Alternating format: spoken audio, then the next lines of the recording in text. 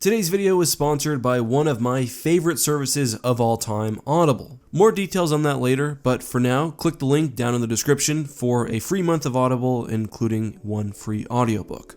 Palpatine's death shook the galaxy and, well, left a lot of people out of a job. Surprisingly, for such a powerful and mysterious man, Palpatine had many close allies, from his royal guards to dark Jedi adepts and the Inner Circle. If you want to learn more about that, I recommend the article The Emperor's Pawns from issue 5 of Star Wars Gamer, or the article Alien Henchmen of the Emperor on StarWars.com. Nonetheless, today we'll be specifically looking at Palpatine's royal guards and their fate after his first death at the Battle of Endor in Star Wars Legends. So let's get started, and we have a lot to cover here. First of all, we know that after Palpatine's death, many of his red-robed guards added a black hem to the bottom of their robes, as the Empire formally observed a year of mourning. On Coruscant specifically, as we learn in the X-Wing series, the mourning seemed to continue indefinitely, and the robes remained marked black, and memorial exhibits at the Galactic Museum were open even a year after his death. This was even as Izani Assard essentially seized the role of Empress within the Corps, which reflected one of the Empire's main difficulties after Endor, the lack of a line of succession after Palpatine. And tied to that idea, Imperial guards on Coruscant itself were arguably a rarity. Although some guards did stay in the Corps or on the throne world, many, who were ultimately loyal not only to Palpatine, but the ideals of the Empire, generally moved across the galaxy in search of another Imperial power to follow. This included warlords, claimants to the throne like Trioculus, and sometimes powerful Darksiders. Still, Expanded Universe stories and its lore mainly centered around the factions and the leaders, rather than the guards itself. With that, we do specifically learn of Grodin Tierce, Kirkanos,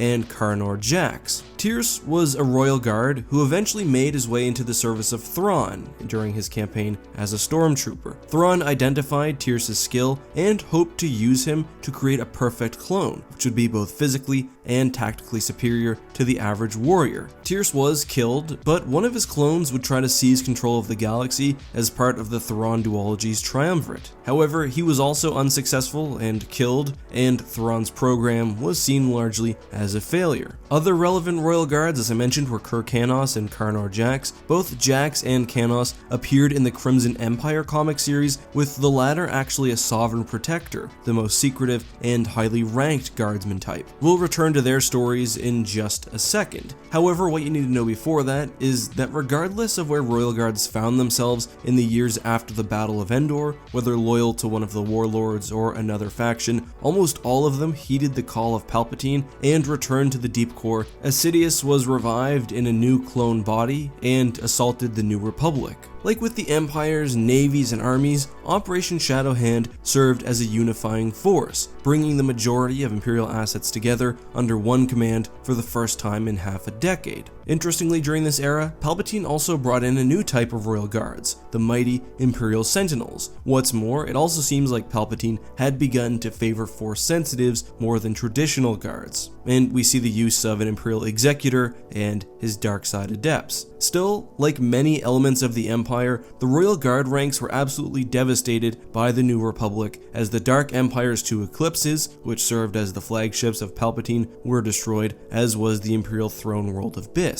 After Palpatine's final death, the remaining guardsmen gathered at their training center on Yinshor to mourn. While there, the final guard to arrive carried a message which revealed shocking news. As we learn in Dark Empire, Palpatine's clone bodies eventually began to fail, and that, along with the destruction of many by Luke, led to his final death. We learn, and this is in Crimson Empire, that the bodies were failing because they had been sabotaged by Palpatine's doctor, who was paid off by Karnor Jax. Jax, as I said, was another guardsman who sought to position himself as both the new Sith Lord and Emperor. Knowing how his former brothers would react to his betrayal, Jax had the remaining guardsmen on Yinshor overwhelmed and killed by stormtroopers. Only one, Kirkanos, was able to survive, and only through the sacrifice of another guard, Kyle Hanad. Kirkanos then took it upon himself to avenge not only the death of Palpatine, but also the destruction of the guardsman's honor. He saw not only Karnor Jax, but also the Imperial ruling council and the Imperial faction that Jax commanded as an illegal and illegitimate successor to the Empire. Kanos eventually slayed Jax in battle on Yinshore despite Jax's force powers. This left him as essentially one of, if not the last remaining Imperial guardsmen. Although he had no love for the New Republic, Kanos eventually gave up the red robes, faking his death and retiring, leading to essentially the dissolution of the Order. Now, technically there could have still been some guards remaining, but that would have required most likely them not to have served the Dark Empire or have went to Yinshore to mourn. We know that guardsmen were regularly cycled into Imperial stormtrooper units, as was the case with Tierce, so it's possible that some survived in that way. Either way, later Imperial warlords or rulers would use their own form of royal guards, usually conscripting new elite stormtroopers as a way to sort of play to the Emperor's heritage. Still, I doubt their training was anywhere near as severe and as impressive as the original royal guards. The later Fel Empire also drew on the aesthetic for their Imperial Knights, though they were definitely a separate and distinct organization. But that's all I have to say about that. Before I go though, as I mentioned at the beginning of the video, I do want to talk to you guys about Audible.